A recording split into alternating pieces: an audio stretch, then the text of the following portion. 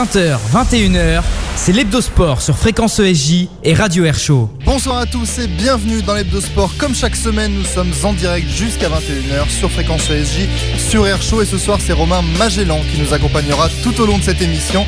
Bonsoir Romain. Salut, ça va? Ça va et vous? Bah écoutez bien, j'étais dans les bouchons mais ça va. Voilà, vous êtes arrivé pile au bon moment. Voilà. Merci d'avoir accepté notre invitation. Un grand plaisir. Ancien rugbyman professionnel, passé par notamment Grenoble et Saransen. Vous êtes aujourd'hui consultante pour Canal+. Exactement, Bourgoin, n'oubliez pas Bourgoin aussi. Et j'ai dit notamment. Ouais. Non mais j'en ai fait que 3, ça va, je suis pas un mercenaire. C'est vrai, vous avez raison, on n'oublie pas. Et nous reviendrons avec vous sur la saison rugby qui s'écoule et qui se termine bientôt, et en particulier sur certaines équipes, mais j'en dis pas plus. Ça, ce sera notamment avec Quentin Gesp dans quelques instants. Et comme chaque semaine, vos chroniqueurs, ils sont déjà en studio, ils sont prêts. Guillaume Charpin et son éphéméride, Antoine Bourlon et son focus hebdomadaire, ou encore Dimitri Hainaut qui est déjà à la réalisation et qui a déjà son sport con de préparer. Tout ça, c'est sur Fréquence ESJ et sur Air Show. Et n'oubliez pas que vous pouvez réagir tout au long de cette émission. Pour ça, c'est très simple, la page Facebook de Fréquence ESJ et les hashtags Fréquence ESJ, hashtag Air Show. L'Hebdo-Sport, c'est en direct, c'est jusqu'à 21h, c'est avec Romain Magellan et surtout, ça commence maintenant. 20h, 21h, c'est l'Hebdo-Sport sur Fréquence ESJ et Radio Air Show. Mais comme chaque semaine, on débute avec le traditionnel Flash Info préparé par Quentin Gesp. Bonsoir Quentin. Bonsoir Antoine, bonsoir Romain et bonsoir à tous. On attaque par l'info du week-end. Il y aura bien 3 clubs français au Final Four de Ligue des Champions de handball avec les victoires de Paris et de Montpellier. Pour Nantes, un match nul 27 partout contre le Skjern était suffisant après leur victoire à l'aller. En Final Four, ils retrouveront le Vardar Skopje qui tentera de s'offrir un deuxième sacre européen consécutif. Et on passe au tennis où Pauline Parmentier a retrouvé le chemin de la victoire. 10 ans qu'elle attendait un titre, Pauline Parmentier s'est imposée hier en finale du tournoi d'Istanbul. Sur la terre battue de Turquie, la Française s'est imposée en 3-7 contre la Slovène Polona Hercog. Et puis chez les hommes, Rafael Nadal poursuit sur sa belle série. Une semaine après avoir gagné à Monte-Carlo, l'Espagnol s'est imposé en finale du tournoi de Barcelone où il n'a fait qu'une bouchée du jeune grec Stefanos Tsitsipas, 6-2, 6-1. Stéphano comment demande Romain Magellan? Stefanos Tsitsipas. Vous avez essayé, c'est l'essentiel. On passe au rugby et l'avant-dernière journée du top 14, Quentin. On connaît déjà le premier relégué de la saison. Brive s'est incliné 30-22 à Jean-Bouin face au Stade français et est officiellement relégué en Pro D2. De son côté, le Stade français n'est pas encore sauvé après la victoire d'Oyonnax face à Lyon. Les deux équipes auront un duel à distance la semaine prochaine pour éviter de passer par la case barrage. Ce sera face à Grenoble ou Perpignan, vainqueur de Mont-de-Marsan et de Montauban. Et puis dans le haut tableau, Montpellier est assuré de finir en pôle après sa victoire contre Pau 45-13. Le Racing, Toulon et Toulouse s'accrochent aux 3 places suivantes en ayant tous 3 gagnés. Et on en parlera justement tout au long de cette émission avec notre invité. Et on passe au sport auto avec de la Formule 1 et surtout de la Formule E. Et Bakou s'est régalé en F1 au terme d'un Grand Prix plein de rebondissements. C'est le champion du monde en titre, Lewis Hamilton, qui s'est imposé pour la première fois de la saison. Il en profite pour prendre la tête du championnat du monde des pilotes, juste devant Sébastien Vettel. Et puis vous en parliez, le Grand Prix de Formule E se tenait ce week-end à Paris. Aux Invalides, c'est Jean-Éric Vergne qui a triomphé à sa 3e victoire de la saison à 4 Grands Prix de la fin. Il est en tout cas très bien parti pour finir en tête du championnat du monde. Et on termine avec du football où le Paris Saint-Germain s'est fait peur. Mené 2-0 jusqu'à la 74e, le champion de France s'en est remis à son matador Edinson Cavani pour conserver son invincibilité à domicile. Paris et Guingamp se sont donc neutralisés sur le score de 2 buts partout. Et puis dans la course à l'Europe, Lyon se frotte les mains après les nuls de Monaco et de Marseille et s'empare de la 2e place. Derrière, Saint-Etienne, Rennes et Nice s'accrochent pour la Ligue Europa. Et puis dans le bas de tableau, Metz a sans doute dit adieu à la Ligue 1 après sa défaite à Lille. Les Lillois qui reviennent à 3 points de Strasbourg 16e, tout comme 3 vainqueurs contre Caen, 3-1. Merci Quentin Gesp. 20h, 21h, c'est l'Hebdo-Sport sur Fréquence ESJ et Radio Air Show. Romain Magellan, je le disais, on va passer 1 heure encore ensemble, 56 minutes pour être précis. On aime la précision dans cette émission. Une première question, très rapidement, je le disais, vous êtes consultant pour Canal+. Pourquoi être devenu consultant ? Alors c'est pas un choix, c'est en fait c'est en 2004 je crois, je travaille et je travaille toujours pour une société d'événementiel sur Paris qui s'appelle Event Team et on organisait l'Open de France des rugbyman. C'est des rugbyman qui viennent du monde entier, essentiellement Europe, et qui jouent au golf. Et il y a une équipe de Canal+ qui est venue, et comme moi, que je connaissais bien les joueurs, je les ai amenés. Puis après, il y a quelqu'un à Canal qui a vu les rushs, qui m'a entendu un peu déconner parce que je suis un petit peu comme ça. Et puis voilà, il cherchait quelqu'un à ce moment-là. C'est Pierre Buet, pour lui rendre hommage, qui n'est plus à Canal maintenant, qui m'a dit écoute, on cherche un homme de terrain. Est-ce que ça te dit? J'ai dit écoute, sympa d'avoir pensé à moi. Je veux bien essayer. Et j'ai fait mon premier match bord terrain à Bourgoin. Donc j'étais un peu en terrain conquis. Ça s'est plutôt bien passé. Forcément. Mais alors pourquoi vous dites que c'est pas un choix? C'est parce que ça s'est fait naturellement? Oui, voilà. J'ai pas fait d'école de journaliste. C'est pas moi qui ai décidé. Je veux dire, et on m'a proposé. Le temps passe de la pelouse justement à derrière les micros sans pour autant passer par des écoles de journalisme. Non, mais voilà, je voulais pas refuser. J'ai essayé, ça m'a plu. Moi, j'aime bien le contact, j'aime bien l'humain.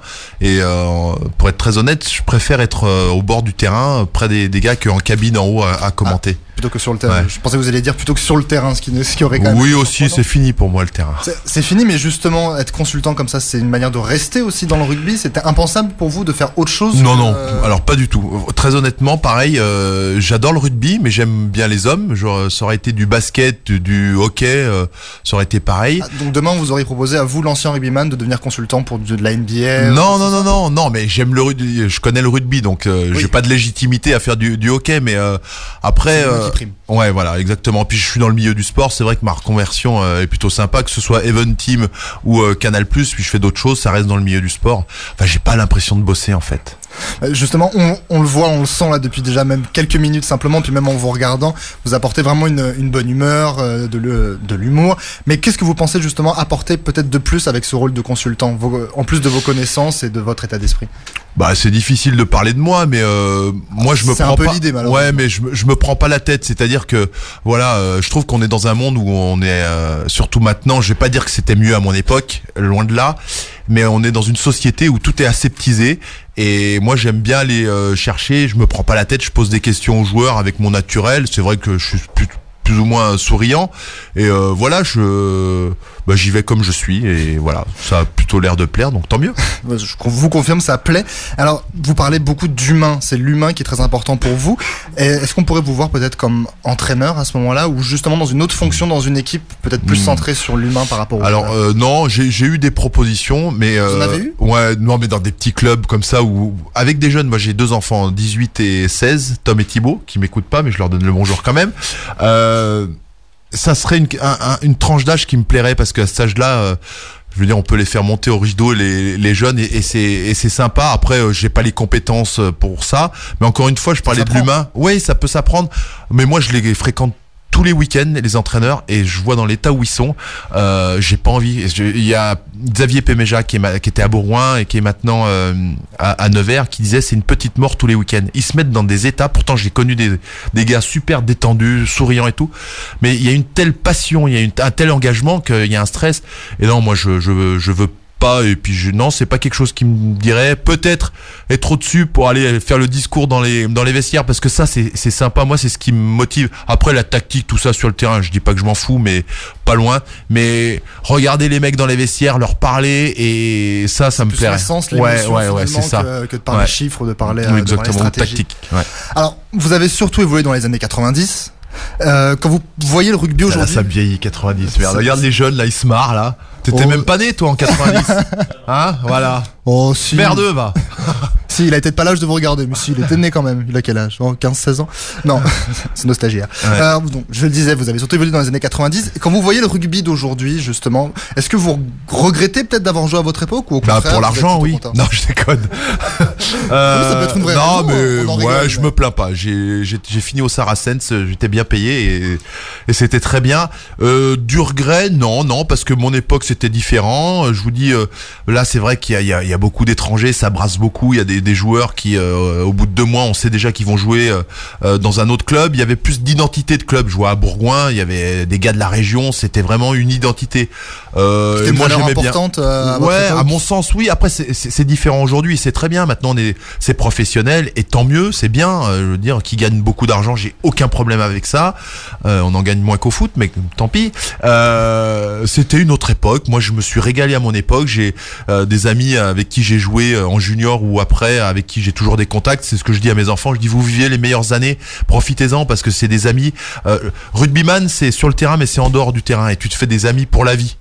C'est plus finalement, c'est plus qu'un sport en fait, c'est quelque chose de rassembleur. Ah bah oui, on dit souvent que le rugby c'est l'école de la vie et moi j'invite toutes les mamans ou les papas qui nous écoutent de mettre leurs petits au rugby parce que ça apporte beaucoup de valeurs et qui servent à un homme ou même à des filles parce que maintenant il y a beaucoup de filles qui sont licenciées au rugby et je trouve que c'est bien et puis dans notre société aujourd'hui d'avoir des valeurs, je trouve que c'est bien. Ça fait beaucoup, je trouve que c'est bien. Oui, mais tant qu'à faire, il faut insister sur ça. J'ai d'ailleurs quelques chroniqueurs qui sont à côté de moi qui sont plutôt d'accord avec vous. Je les vois hocher la tête. Il a une tête de rugbyman, c'est pour ça. Ah, je vous confirme, il caille pas des pâquerettes. Alors, une autre question également par rapport au Oscar Middle. Comment vous est venue l'idée de ça, de ce projet qui vous a rendu un petit peu star sur les internets? Ouais, effectivement. Petite star, on peut le dire. Une starlette. Non, pas du tout. Pareil, ma vie est faite de rencontres.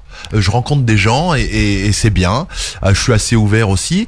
Et là, c'est grâce à Olivier Brouzet, qui est mon ami pour la vie, qui ne m'écoute pas, mais on peut le retrouver en podcast, l'émission. Bien sûr, voilà, comme ça je pourrais lui filer. On va retrouver ça. Et c'est quelqu'un du milieu olympique qui voulait donner un peu plus de dynamisme faire rafraîchir ces Oscars Midi Olympiques qui existent depuis longtemps. Donc il voulait un maître de cérémonie, puis on faisait un binôme à l'époque avec Olivier Brouzet, qui était sympa, puis on a fait des petites vidéos. Maintenant, je le fais avec Jean Bayou qui est sur France 3. Vous savez, tu connais l'émission de Jean Bayou? Rencontre à 15. Dimitri Hainaut qui je vois qu'il y a beaucoup de public, là, vous voyez pas, mais il y a eu 30 000 personnes à peu près. Wow 30 000 de vue de nez comme ça. Alors, vous parlez beaucoup de rencontres. On va sortir du rugby juste un instant. Une question qu'on est obligé de vous poser, puisque selon plusieurs médias. Alors, là, c'est l'heure de la question. On peut tamiser les lumières quelques instants. Parce que selon plusieurs médias, on vous donne justement une rencontre avec Valérie Trierweiler. Avec qui? Avec Valérie Trierweiler. Qui? Valérie Trierweiler. Oui. Ah, il paraît. C'est marrant, ça a coupé. Je sais pas. Il paraît. Tu as lu ça où? Ah, sur plusieurs médias. Justement, je vous pose la question. En fait, notre vie privée, je pense que ça intéresse personne. C'est ma vie privée. Puis voilà, j'ai envie de la garder. Mais oui, je suis avec Valérie Trierweiler. D'accord, voilà. Très bien. On n'en parlera pas plus. On revient justement dans le rugby. Une dernière. Je lui fais un petit coucou aussi. Elle m'écoute pas non plus. Mais... ce sera pour le podcast également. Voilà. On lui passe un petit coucou également. On va revenir dans le rugby. Aujourd'hui, justement, par rapport à votre carrière, que ce soit de rugbyman ou de consultant, si tout était à refaire, vous referiez tout à l'identique? Non. Ma carrière de rugby, moi je me suis pété jeune, j'avais 29 ans, j'avais mal au dos. Je me préparerais. On en reparlera exactement. Ouais, mais oui. Je me préparerais mieux, plus sérieusement. Même si je me suis quand même beaucoup entraîné et après ma carrière, le truc c'est que je me suis blessé tôt, mais ça m'a permis aussi d'être consultant, Canal+, d'avoir un métier et tout. Donc aujourd'hui je suis heureux dans ma vie. Mais c'est vrai que j'ai un petit regret. J'ai arrêté à 29 ans. J'aurais pu faire plus. Et bon, c'est le petit regret que j'aurais. Mais alors juste quand je reviens là-dessus, quand vous dites que vous étiez peut-être pas assez préparé. C'était, à votre sens, plutôt votre faute ou c'était un entourage peut-être notamment médical, sportif qui était pas aussi adapté que maintenant? Ouais, médical. Non, je peux pas leur mettre leur faute. Non, mais après j'ai été un peu un branleur. Mais sur la fin, je m'y filais quand même. Mais tu peux toujours faire plus quand t'es sportif de haut niveau. Je le dis encore à mes enfants. Si tu veux passer la barre, sur 100 personnes, il y a 100 personnes. Ah, moi j'aimerais bien être sportif. Ouais. Déjà, il y en a 90 qui sont au départ. Après, à l'âge de 18 ans, t'en as 50 qui se disent, on va aller boire des canons, on va voir les gonzesses parce que c'est plus intéressant et c'est sympa. Et voilà, c'est vraiment faire plus que les autres pour y arriver. Mais c'est une tellement belle vie. Je veux dire, c'est beaucoup de sacrifices. Mais beaucoup de récompenses aussi. Mais voilà, c'est une belle vie, faut pas se mentir, c'est chouette. Merci Romain Gellard. On reviendra justement sur tout ça dans quelques instants avec Quentin Gesp. 20h, 21h, c'est l'Hebdosport sur Fréquence ESJ et Radio Air Show. Et on retrouve maintenant Guillaume Charpin pour ses faits historiques du jour. Et cette semaine, ce sont les finales du championnat de France de rugby qui sont à l'honneur. Du 19e siècle jusqu'au greffe de mai 68, quel a été le voyage du bouclier de Brennus, Guillaume? Bonsoir Antoine, bonsoir Romain. Alors vous aussi Romain, vous en avez peut-être rêvé durant votre carrière de joueur. C'est un fantasme assumé pour tout bon rugbyman de métier qui se respecte. Et notre épopée du plus célèbre bout de bois de France commence le 30 avril 1899. Depuis la création du championnat 7 ans auparavant grâce au baron Pierre de Coubertin, Coubertin. Le bouclier de Brennus se partage entre le Racing Club de France et le Stade Français. Et cette fameuse finale 1899 verra l'avènement du premier grand club du Sud. Alors messieurs, à votre avis, de quel club s'agit-il? Et interdit de tricher, Antoine, je vous vois déjà regarder votre fiche. Trop tard. Romain, est-ce que vous avez une idée? Non, mais j'ai pas écouté. Vas-y, redis-moi, s'il te plaît. Alors la question, il y a un club qui va gagner pour la première fois le Brennus au 19e siècle. Ni le Stade Français ni le Racing qui se partageaient le titre depuis les premiires années. Et à votre avis, Romain, quel club du Sud, le tout premier club du Sud a remporté le Brennus? J'aurais envie de dire Béziers, mais c'est pas ça. Toulouse, c'est un peu tôt aussi pour que ce soit eux. C'est une bonne réponse. Absolument. On va écouter la réponse en musique.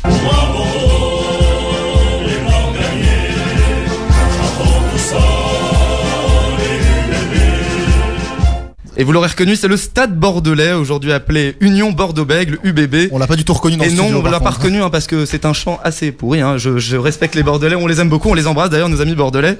Mais malheureusement, ils n'ont pas forcément le meilleur chant de supporters qui existe.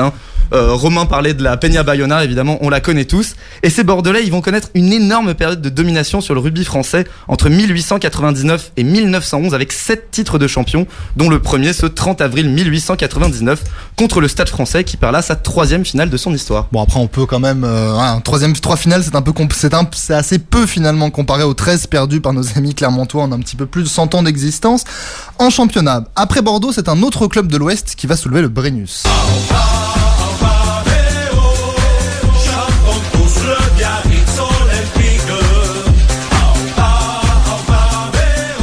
Après les Bordelais, ce sont les Basques qui vont dominer le rugby français dans les années 30. Après un derby historique en finale remporté par les Bayonnais en 1934, ce sont les Biarros qui vont soulever 2 fois le bouclier par la suite. Et le 30 avril 1939, ce sont les Arlequins de Perpignan qui s'inclinent face au BO après prolongation. Il faudra attendre la fin des années 90 pour revoir Biarritz en finale du championnat. Une période qui doit vous rappeler des souvenirs romains, puisqu'en 1999, vous étiez arrivé en finale du Challenge Yves du Manoir, la Coupe de France, ainsi qu'en finale du bouclier européen, équivalent actuel de la Challenge Cup. Il acquiesce modestement. Je vois ça, 2 défaites qui restent malgré tout quelques-unes des plus belles pages de l'histoire du CSBJ, le club des Gaulois de Bourgoin-Jallieu. Mais alors Romain, est-ce que vous en gardez un mauvais souvenir de ces finales ou ça fait partie des meilleurs moments de votre carrière de joueur? Non, c'est toujours... on dit toujours dans notre métier, dans notre sport et dans tous les sports, une finale c'est fait pour être gagné. Mais déjà de jouer une finale, c'est chouette. C'est pas donné à tout le monde. Mais donc effectivement, je les ai joués. Oui, amer parce que tu perds, donc t'as pas ton nom. On retient que le gagnant. Mais c'est déjà bien d'avoir joué ces finales et non, j'ai pas de regrets. C'était quand même une grande époque du CSBJ, les années 90. Avec le traiteur intraitable Martinet. Et non, c'était une superbe époque avec des joueurs fabuleux qui sont encore dans le rugby, Bonner, Chabal, Nallet, enfin les grands éléments du rugby français. Stéphane Glas qui est à la tête de Grenoble, qui est en finale de Pro D2. Exactement. Contre Perpignan. Ouais. Exactement. Merci à vous deux. Et on termine notre retour vers le passé du bouclier de Brennus avec une finale un petit peu particulière, entachée par des événements. C'était ceux de mai 68, Guillaume. Alors Romain, je ne sais pas si vous avez vu cette histoire. Elle était racontée dans le dernier numéro du magazine L'Équipe consacré au sport pendant les manifestations de mai 68. Je dis que le middle. Ah, je vous comprends. Non, je déconne. Et la finale du championnat cette année-là n'avait pas été épargnée par les grèves. Vainqueurs en demi-finale de Narbonne, les Toulonnais d'André Herrero s'attendent à une ferveur incroyable pour cette finale, comme il le disait à l'époque pour l'ORTF. Alors André, dans 15 jours, vous rencontrez Lourdes en finale. Alors comment vous allez la préparer? Comment on va la préparer? Disons, je vais essayer surtout de lever l'équipe de Toulon de la passion qui va se déchaîner sur notre ville, car je crois que c'est le danger le plus grand. J'adore ce mec. Ouais. On se souvient d'ailleurs de la vidéo où il explique le rugby un peu métaphoriquement, philosophiquement. Mais c'est fabuleux. Ce mec, André Herrero, il est magnifique. Ah ouais. Et malheureusement pour le RCT, les nombreuses grèves de transport obligent les supporters à suivre le match à distance. La fédération est elle aussi contrainte de reporter le match par 2 fois. Résultat, une victoire lourdaise acquise après un match nul 9 partout, à la différence des essais marqués. C'était impensable pour cette équipe sur le déclin qui remporte là son 8e titre en 20 ans. Comme quoi, même en sport, les miracles viennent toujours de Lourdes. Merci Guillaume Charpin. 20h, 21h, c'est l'Hebdo-Sport sur Fréquence ESJ et Radio Air Show. Quel poète ce Guillaume Charpin. On va se retrouver dans quelques instants, toujours avec notre invité Romain Magellan, et qui répondra dans quelques instants aux questions de Quentin Jesp. On parlera de l'actualité du rugby, mais on parlera aussi de vous, Romain Magellan, encore un petit peu plus en profondeur. Pardon ? Non, rien. Non, juste de vous, promis. Juste de vous et du rugby. Et tout ça, c'est dans quelques instants, mais également le focus d'Antoine Bourlon. Tout ça, c'est dans quelques instants sur Fréquence ESJ et Air Show, juste après Devil in Me. 20h, 21h, c'est l'Hebdo Sport sur Fréquence ESJ et Radio Air Show. De retour dans l'Hebdo Sport en direct jusqu'à 21h, toujours avec notre invité Romain Magellan. Et c'est l'heure de retrouver Antoine Bourlon qui vient de nous rejoindre en studio. Bonsoir Antoine. Bonsoir Antoine, bonsoir Romain. Salut. Et bonsoir à tous. Alors Antoine, on va parler, incroyable, on va parler de rugby. Évidemment, avec Romain, c'est normal. Et d'un sujet qui vous tient d'ailleurs particulièrement à cœur, c'est la mort à petit feu de beaucoup de clubs historiques. Et oui Romain, Antoine, loin des mastodontes du top 14, du salary cap, du sponsoring à outrance ou de la salle de spectacle transformée en terrain de rugby 2 fois par mois, il y en a d'autres, des clubs en France qui connaissent un tout autre destin. Jadis, il y eut le temps de grandes envolées à Biarritz, Dax, Narbonne, Béziers, Bourgoin, Auch, Tarbes, Albi, Lourdes et bien plus encore. Tous ces clubs passaient le virage du professionnalisme cool petit à petit. La faute à quoi? Un gloubi-boulga de petits tracas bien trop souvent entre dirigeants peu enclins à l'arrivée de nouveaux investisseurs, des bassins de population qui se lassent au fur et à mesure des mauvais résultats, le manque de moyens ou même les écoles de rugby qui sont pillées dès l'âge de 14 ans. Eh bien ces clubs, ils rentrent petit à petit dans un cercle vicieux où l'ambition se transforme en maintien.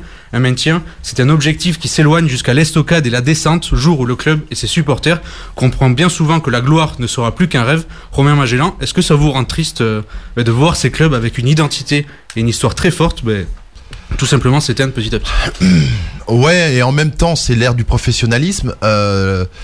Ce qui me rend triste, c'est plus le fait que les valeurs se perdent aussi dans les petits clubs. Mais je t'assure, moi mes gamins, ils ont commencé à Voiron, un petit club de la banlieue de Grenoble, et il y a encore on les appelle les éducateurs qui passent leur mercredi, leur samedi bénévolement, et tous ces gens-là, ils sont quand même fabuleux et ils transmettent ces valeurs aux jeunes, et c'est aussi aux professionnels ou aux anciens comme moi ou aux jeunes rugbyman pro de maintenir ça, parce que le rugby c'est vraiment quelque chose de fabuleux et il faut garder ces valeurs. Après oui, tu l'as dit dans ton papier, l'argent joue beaucoup, parce qu'avant, je te dis des petites villes, Bourgoin, mais il y a beaucoup de mécènes maintenant, et c'est vrai que si tu regardes les stars du rugby, c'est souvent les présidents maintenant, et c'est les présidents qui amènent l'oseille, et sans oseille, t'as pas de club. Est-ce que l'argent c'est compatible avec l'identité et toutes les valeurs qu'on peut retrouver dans le rugby? Oui, je dis toujours, on ne deviendra jamais comme le foot, pour deux raisons. Enfin, j'en ai qu'une. Je vais en trouver une deuxième. Il va falloir improviser. Non, mais c'est pas grave. Non, mais par l'essence même du rugby, parce qu'il y a un esprit de combat. Et tu peux pas choper le melon au rugby, parce que tes collègues, ils vont tout de suite te remettre à l'heure. Et sans l'autre, t'es rien au rugby. Donc tu peux pas avoir une individualité. T'as vu, je l'ai bien dit. Hein. Ouais, j'ai eu du mal. C'est pas facile, mais c'est facile. Et non, c'est vraiment le groupe qui est la star ou qui est l'équipe. Et c'est ça que je trouve vraiment bien. Puis au-delà de ça, je pourrais t'en parler pendant des heures, mais les valeurs du rugby, elles sont tellement belles. Mais oui, on est un peu les garde-fous. Il faut faire gaffe. Parce que moi, quand je vois des gamins de 15 ans qui sortent du bus avec le casque sur les oreilles, tu vois, il y a des petits signes. Après, je fais mon vieux con, mais et ça, c'est aux éducateurs aussi de remettre un peu le clocher au centre du. Ouais, voilà. Dès le plus jeune âge, finalement. Dès le plus jeune âge. Mais il y a encore des belles choses pour, je te dis, d'aller dans des petits clubs et tout. Il y a encore des discours mythiques dans les vestiaires, et ça, c'est fabuleux. Ouais, on dit souvent des conneries, mais c'est beau. C'est des moments de vie qui sont extraordinaires, qui te marquent un gamin à vie. Alors, on va revenir un petit peu sur les clubs historiques avec vous, Antoine. Est-ce qu'il y a quand même des clubs qui s'en sortent malgré tout? Oui, il y en a quand même qui s'en sortent. Et qui se souvient qu'il y a 10 ans, Toulon était champion de France de Pro D2, ou même que le Racing perdait sa finale d'accession à l'élite face à Mont-de-Marsan la même année. Deux clubs historiques qui avaient vécu une triste descente avant les arrivées, vous le disiez, des fortunes de personnes fortunées, mais aussi passionnées, faut le souligner quand même. Par exemple, Mourad Boudjelal ou Jackie Lorenzetti. C'est le même cas de figure pour La Rochelle, qui jouait des coudes pendant longtemps pour monter en top 14 et qui truste désormais le haut du gratin avec un jeu qui est très très très très léché. Pareil pour Pau, qui est aidé par Total, ou l'UBB, soutenu par un grand bassin économique par exemple. Est-ce qu'il n'y a pas ce risque avec aussi le montant des droits télé qui explosent, ou les contrats de sponsoring, qui est un fossé qui se creuse entre ces clubs qui sont ultra riches, qui attirent tout, que ce soit les jeunes, les sponsors ou même les infrastructures qui sont plus développées, et ces clubs qui se débrouillent comme ils peuvent en fait? Il y a différents. Si tu prends Toulouse, ils ont un système économique qui est un petit peu différent. Ils ont préféré jouer sur beaucoup de sponsors. Après, c'est aussi propre à chaque club. Alors effectivement, tu as certains mécènes qui arrivent, ils mettent le gros paquet, mais on a besoin d'argent de toute façon.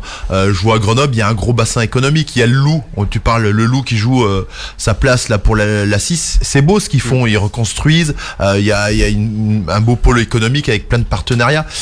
Je crois que au-delà de l'historique du club, t'as aussi le patron, le président qui impulse quelque chose. T'as un président qui est avec son caractère, on t'aime pas par Boudjelal et tout. Bah il impulse et après ça rayonne sur tout le club. Donc mais il faut aussi, parce que sans eux, il n'y aurait pas tout ça. Hein. Mais justement, est-ce que le rugby aujourd'hui n'a plus que sa place dans des gros bassins de population? Je prends par exemple l'exemple du Sud-Ouest où il y a une montagne de clubs, Dax, Mont-de-Marsan, Biarritz, Bayonne, etc.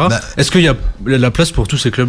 Non, mais c'est vrai que l'élite maintenant se resserre. Hein. C'est le top 14, certains parlaient de top 12 ou top 10, parce que c'est l'argent qui fait aussi ça. Bassin économique, mais t'as aussi de l'argent dans, j'allais dire, bassin économique ou un mécène. Quelqu'un peut très bien aller dans un petit club et apporter son argent. Après, ça dépend de la politique. Mais oui, effectivement, les gros clubs, mais regarde, t'en as pas dans le Nord. À Lille, tu pourrais avoir un gros club, tu l'as pas parce qu'il n'y a pas ce... Ils avaient failli monter en Pro D2 il y a quelques années, mais ça, c'était pas fait. Bon, en tout cas... Exactement. Merci aussi à Dimitri Hainaut qu'on n'entend pas dans le casque, qui réagit un petit peu. Merci en tout cas Antoine Bourlin. Merci Romain. Merci. 20h, 21h, c'est l'Hebdo-Sport sur Fréquence ESJ et Radio Air Show.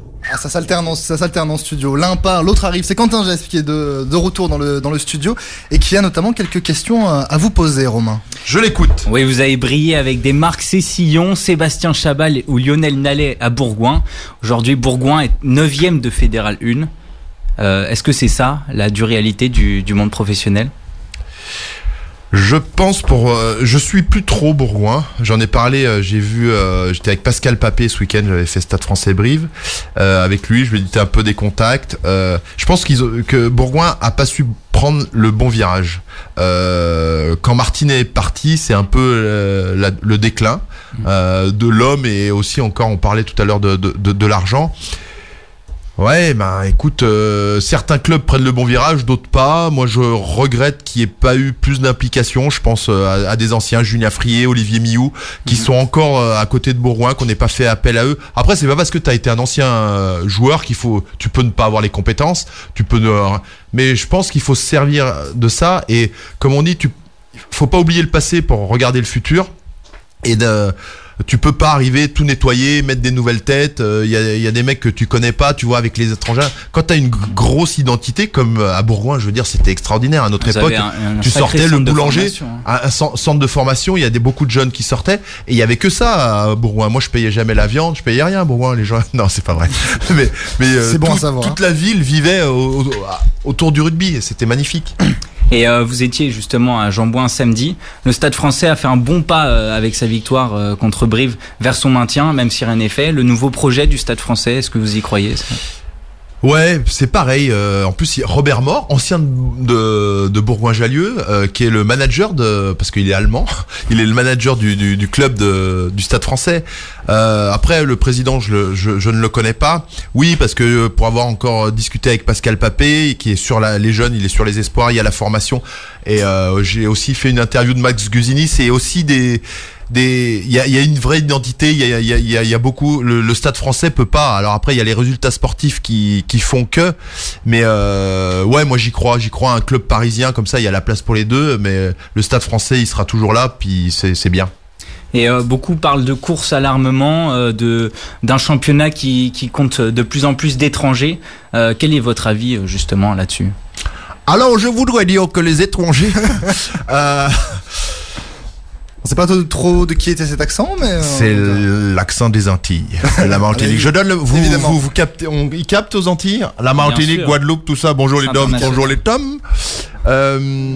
Ouais, il y a beaucoup d'étrangers, ça pose problème, on est d'accord. Ça a élevé le niveau. Après, voilà, on a beaucoup débattu l'équipe de France. Après, je pense aux jeunes aussi. T'as un jeune en espoir pour pouvoir l'intégrer avec l'équipe première. Il y a tellement tous les matchs sont importants aujourd'hui. T'as 26 journées. Avant, t'avais 2 poules. Tu pouvais te dire bon bah là, on va essayer des jeunes. Ça va être plus sympa. Maintenant, pour qu'un jeune monte, faut qu'il soit excellent. Faut que les 3 mecs soient blessés. Et encore, quand ils sont blessés, ils vont faire appel à un joker médical qui vont prendre un Sudaf ou quoi. Moi, je trouve que je vais employer un gros mot maintenant. Faut faire gaffe avec les gros mots. On peut y aller. Les entraîneurs, les managers et les présidents, parce qu'il faut qu'ils aient un peu des couilles pour justement intégrer des jeunes. Et il y en a qui le font. C'est pas pour bader, mais je parle de ceux que je connais. Corillon à Grenoble, il essaye d'intégrer parce qu'il y croit, mais il faut oser. C'est vrai que quand t'as la pression de ton président, qu'il faut gagner des matchs et tout, tu mets un petit jeune, tu sais pas trop ce qu'il va donner en équipe première et tout. Mais bon, c'est beau, puis ça donne des beaux résultats. Donc aujourd'hui, on est un peu fébrile, on flippe de tout, on peut pas parler, on peut rien dire et tout. Et on est, je te dis, dans une société stérile. Et je crois que il faut un peu de courage. Est-ce que vous pensez que les jeunes sont suffisamment bien préparés? Mais ouais, mais bien sûr. Mais évidemment, faut arrêter de dire que les jeunes ils sont bien préparés. Il faut juste qu'ils aient du temps de jeu. Alors faut leur en donner. Il faut qu'ils aient de la confiance du coach. Pourquoi on serait plus mauvais que les autres? Pourquoi un étranger qui arrive? Alors oui, t'as les Fidjiens, ils sont monstrueux et tout, mais t'as des bons. Après, sans parler du gabarit, t'as des bons jeunes qui sont préparés parce que ici, Phil, moi, je les vois, ils s'entraînent plus qu'à notre époque, les jeunes espoirs. Hein. Ils font de la muscu, ils font de la prépa, ils sont préparés, pareil. Après, faut qu'ils aient du temps de jeu et de la confiance des coachs. Alors, regarde à Toulouse quand à l'époque les merdeux ils rentraient. Alors par rapport aux étrangers, et puis t'as des étrangers qui sont pas bons. Hein. Faut se le dire aussi. Hein. Et une dernière question, Quentin. Ouais, alors la dernière question, elle était un petit peu sur le ton de l'humour. Non. Vous avez perdu 2 finales de coupe. Vous avez pas vraiment. Ça me fait pas rire là. Tu me dis quand je. Non. Vous avez pas vraiment pu vous exprimer au Saracens avec votre blessure malheureusement. Et vous avez perdu au Shifumi contre Johnny Wilkinson. C'est quoi votre plus grand regret?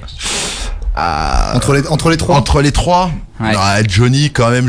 Bon, c'est parce qu'il y a eu un trucage. Hein. Je l'ai matraqué. Hein. J'ai fait un 5-0 puis j'ai dit je vais pas lui mettre la honte quand même. C'est Johnny Wilkinson quand même. Donc la vérité c'est que je l'ai gagné. Hein, et même au tir au but je l'avais gagné. Non mais c'est les finales évidemment.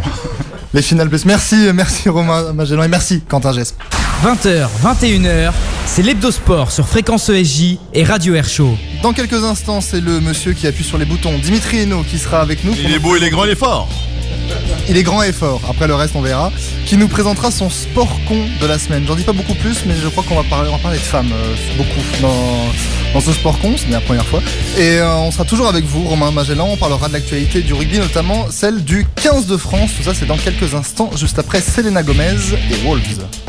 20h, 21h, c'est l'Hebdosport sur Fréquence ESJ et Radio Air Show. Toujours dans l'Hebdosport en direct jusqu'à 21h avec Romain Magellan. Romain, vous aviez peut-être un petit mot à faire passer à quelqu'un d'ailleurs. Maman, je t'aime. Voilà, le message est fait.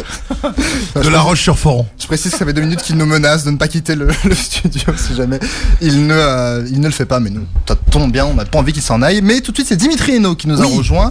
Alors, juste avant de vous laisser la parole, Dimitri, Romain, si je vous dis un sport con comme ça, qu'est-ce qui vous vient en tête? Un sport con, si je vous dis le curling. Le curling. C'était le même la semaine dernière en plus. C'était la semaine dernière, la semaine dernière, on avait Maxime Go qui était venu, il avait cité le même. Il avait cité le même. Mais alors nous, quand on parle de sport con, on parle pas des sports qui sont olympiques. Voilà, olympiques. Non, même pas, c'est ça le pire. Pardon pour tous ceux qui aiment le curling. On va pas se faire beaucoup d'amis, notamment dans les pays du nord de l'Europe. Alors Dimitri, quel est votre sport con du jour? Tout d'abord, avant de commencer, je voudrais dire à Romain Magellan que le joueur, l'éducateur, l'entraîneur et le capitaine de 3e mi-temps que je suis est très content de vous avoir ce soir. Mais c'est un plaisir. C'est un plaisir qui est partagé. Donc aujourd'hui, je vais vous parler d'un sport très très particulier, mais qui est made in France. Hein. Donc bon, c'est déjà bien. Je sais, sans trop me prendre de risques, je suppose que vous nagez. Vous savez nager. Comme une pierre. Comme une pierre. C'est mauvais signe, mais déjà c'est un bon début. Alors quand vous faites de la natation, quand vous faites de la natation, que vous allez à la plage, vous avez le choix de nager, soit d'une combinaison, soit des palmes, tubes, masques, tuba, tout ça, ou même naturiste, hein, on juge pas. Et bien aujourd'hui, je viens vous dire que vous pouvez devenir une vraie sirène. Comme la petite du même nom. Alors je pense qu'il faut d'abord instaurer des cours de thon avant des cours de sirène, il y aura plus de candidats.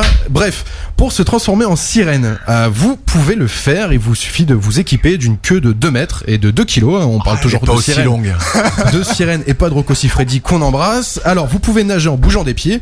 Et pour avoir des cours, il suffit d'aller dans la petite ville de Mézieux où ils vous donnent... Côté de Lyon ? À côté de Lyon, exactement. Mais t'es sérieux là, c'est vrai? Non, non, mais c'est totalement vrai. C'est 100% vrai. C'est 100% vrai. Il y a pas de vanne. Il y a vraiment pas de vanne. Bon, sauf sur Rocco Siffredi, mais sinon il y a pas de vanne. Tu vois en sirène, moi je serais plutôt un cachalot, tu vois, les veaux marins là. Ça c'est vous qui le dites. un petit côté Rorcal, c'est sympathique. Enfin bref, on continue. Donc voilà, on peut prendre des cours donc à Mézieux. Donc il suffit d'avoir un engin de 2 mètres donc, et de 2 kilos entre les jambes. Bisous à Clara Morgan. Et vous pouvez donc prendre des cours. Il faut aller donc dans la petite ville de Mézieux, juste à côté de Lyon, comme vous l'avez dit Romain, et donc dans le centre aquatique de Mézieux. Et c'est un vrai sport qui existe donc depuis 2015 avec des tenues officielles. Alors comme les maillots, mais en version un petit peu plus bizarre. Hein, donc c'est pas des maillots, c'est des queues. Enfin les tenues. Ouais, faut bien insister sur le côté queue. Là. Vraiment, ouais. On sent le alors, vous avez tous mal placé. Et non mais et qu'est-ce qu'ils doivent faire? Eh bien, on équipe la queue de sirène autour des jambes et on peut nager. Mais alors faut nager le plus rapidement. Et en fait, j'en viens justement. Il y a eu un concours, donc notamment un championnat du monde en Allemagne, qui est mon pays préféré pour les sports cons. Ils réunissent tout, hein, les courses de chaises, enfin les lancers de marteau, ils ont tout. Et donc là, le nom, je vais galérer pour le dire, c'est le Meerjungfrauenschwimmen. Tu l'as bien prononcé. Merci. Parce qu'il y en a qui disent Fröschmlen. Ouais, c'était bien comme non mais ça c'est dans le sud. Faut faire attention. C'est dans le sud. Voilà. Et donc c'est ce mot que je ne répéterai pas est une course de 50 mètres dans une piscine avec donc la queue de sirène et celui qui va le plus vite a gagné. Bon, pour gagner quoi? A gagné la course. Hein, on va pas s'emballer. Voilà. Il a gagné. Voilà, le respect de toutes les personnes. Si je perds le quiz, je m'équipe en sirène. Ah, c'est enregistré. C'est un pari. C'est retenu en direct. Bah alors Dimitri, si on veut taper ça sur internet, comment vous appelez justement le nom de cette course? Je vous déteste. Bah écoutez, on n'a qu'à faire le course de sirène. Ça existe aussi en France, mais oui en allemand c'est MEERJUNGFRAUENSCHWI2MEN. Voilà. Si quelqu'un a pu noter ça. Motus, Felindra, tête de tigre. Voilà, tout ça. Donc voilà, si vous avez entre 8 et 48 ans et que vous rêvez de devenir une sirène, bah vous pouvez aller dans la belle ville de Mézieux pour pleurer. Bonjour aux Lyonnais. Oh là là. J'étais obligé de la faire. Voilà. Benjamin Poulain qui est notre directeur de rédaction qui frappe à chaque vanne qui tolère pas. C'est notre schramek à nous. Voilà. C'est ça, notre schramek. Merci Dimitri Hainaut. 20h, 21h, c'est l'Hebdo-Sport sur Fréquence ESJ et Radio Air Show. Oui, vraiment, je vous confirme, ce sport existe vraiment. On vous voit abasourdi, mais si, il existe vraiment. On va revenir un petit peu sur le rugby, un sport un petit peu plus sérieux quand même. Le Racing 92 est en finale de la Coupe d'Europe. C'est pas vrai. Et si, je vous l'apprends. Mais dites-moi pas que c'est pas vrai. C'est une exclusivité ici. Mais est-ce qu'on peut quand même dire que le rugby français va bien malgré les récents problèmes qu'a pu rencontrer l'équipe nationale depuis un an? Alors pour l'équipe nationale, il y a un mieux quand même. Il y a un mieux. Alors si on regarde le classement, peut-être pas, mais en tout cas, moi pour les avoir suivis, il y a vraiment eu un mieux dans les résultats, dans l'attitude, surtout dans l'attitude. Et j'ai l'impression que les mecs se font plus plaisir sur le terrain. Après c'est pareil, c'était une question d'homme. Je vais pas polémiquer sur ce qui s'est passé, mais moi je trouve qu'il y a un mieux et j'ai eu du plaisir à aller les voir jouer, gagner et voilà. Pour en revenir à ta question sur l'état du rugby français, que ce soit en Europe 14 et effectivement le 15 de France aussi dont on a parlé. Ouais, bah oui, déjà c'est bien, je suis content pour le Racing qui soit en finale. Moi je trouve on a rien à envier aux équipes étrangères. Après c'est sur un match, on entendait beaucoup parler les équipes irlandaises qui jouent, c'est quasiment une sélection pour les Irlandais. Non, moi je suis fier bien sûr d'être français avec les équipes de France, mais on n'a rien, puis on va les tordre, hein. Donc vive la France. Vous regardez Dimitri Hainaut qui n'est pas un fervent supporter du Racing, je crois. Ouais, mais là c'est pas une question. Là c'est le rugby français là. Voilà, c'est ça. Et on sera tous derrière eux. Non, mais c'est vrai en plus. Le supporter du Stade Français, c'est très beau. Ouais. Mais du coup, je peux me permettre d'intervenir. Antoine, on parlait du rugby notamment national avec l'équipe de France. Et qu'est-ce que vous pensez justement aussi des équipes féminines et du rugby à 7 qui est aussi en train de se démocratiser et qui fait des bons résultats de temps en temps, notamment pour le 7. Alors mais surtout les filles. Ouais, et les filles, j'étais allé les voir pour la Coupe du Monde à Jean-Bouin.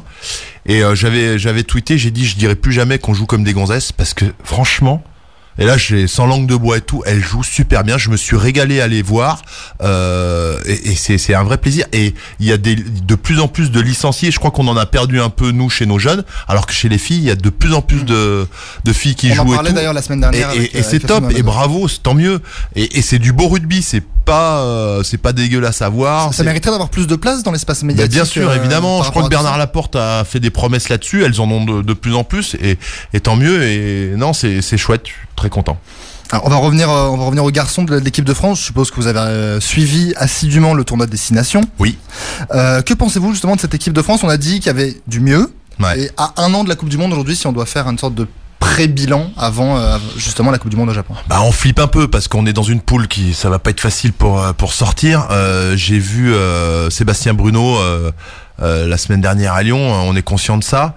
Après avec l'équipe de France, on peut s'attendre à tout. Alors, il y a eu un mieux, il y a un esprit, on est sur une pente montante. On leur souhaite le meilleur. T'as une tournée là qui s'annonce un peu compliquée. Hein, donc il s'agit tout le de monde pas aller dans le studio. Ah ouais, il s'agit de pas aller prendre 3 ou 4 branlées, je sais pas combien de fois on va les jouer. 3 fois. Et même si, je veux dire, une Coupe du Monde, c'est quelque chose de particulier. Alors sur la préparation, on sera prêt. Après, c'est les matchs de poule. Qui vont être compliqués, l'Angleterre, l'Argentine, mais moi j'ai moins de doutes, si tu veux, sur l'équipe de France. Et comme on a fait un bon tournoi et dans l'esprit, dans ce que j'ai vu, j'y crois. Après, te dire qu'on va être champion du monde, mais c'est quand même l'objectif. Hein, faut pas se cacher, faut pas juste dire moi ce qui me gavait aussi, ah ouais on a perdu mais on a bien perdu, on se contente de ça. Non, on est une grande nation, à un moment il va falloir être champion du monde. Est-ce que c'est là ou est-ce que ça sera en 2024 chez nous en France? Ce serait beau. Mais donc si moi je vous dis en face que pour moi le 15 de France peut aller gagner cette Coupe du Monde, vous me voyez pas comme quelqu'un d'utopiste, de fou, mais au contraire comme quelqu'un qui a au final l'esprit qu'il faut avoir pour cette Coupe du Monde. Ouais, après il y en a qui vont rigoler, qui vont te dire ouais c'est peut-être un peu tôt au vu des résultats.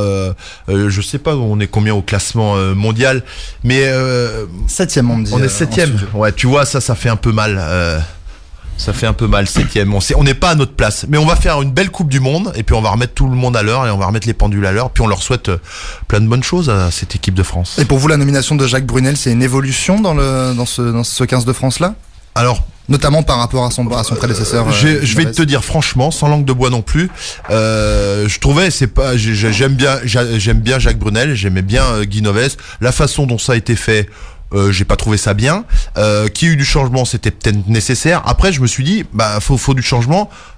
Jacques Brunel, j'allais dire, c'est pas du changement, c'est-à-dire que c'est au niveau de la génération. Je m'attendais plutôt, allez, pourquoi pas un étranger? Parce qu'on parle, je dis pas que je suis pour un étranger à la tête de l'équipe de France, mais je me dis, il voulait du changement. Ou alors, un changement au niveau de la génération. Mettre quelqu'un de peut-être plus jeune.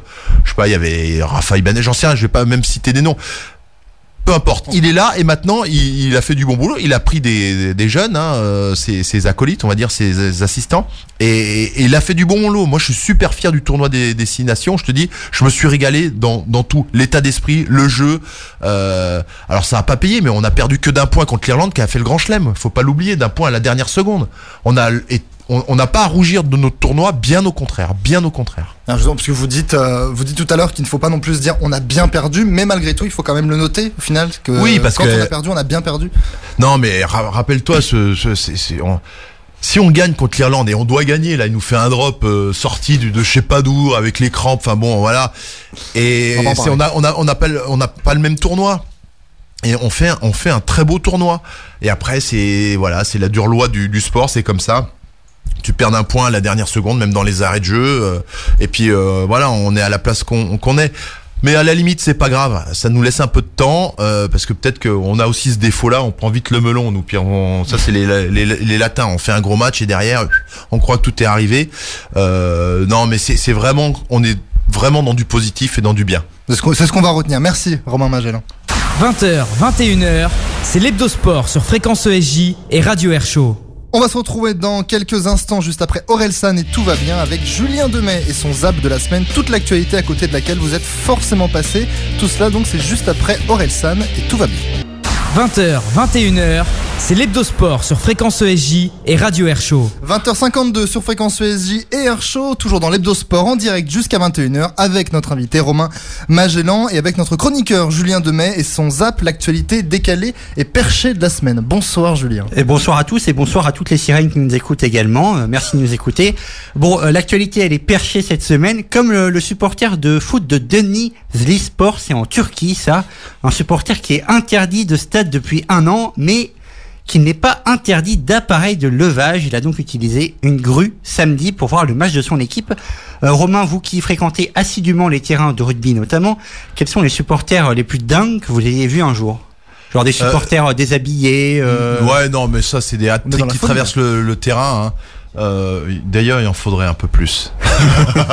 Un peu plus de folie dans les terrains de. Non. Ouais, non, mais ce qui est bien, c'est ce que je dis. Moi, j'habite à côté du Parc des Princes. Ça me gave quand il y a le foot parce que toutes les rues sont bloquées. T'as l'impression que c'est la fin du monde. Quand il y a un match à Jean-Bouin, ça se passe bien. Tu peux amener ta femme, ton enfant. Et le rugby, c'est beau pour ça. Alors que j'ai rien contre le foot. Mais t'as l'impression que c'est la guerre quand il y a les supporters du foot.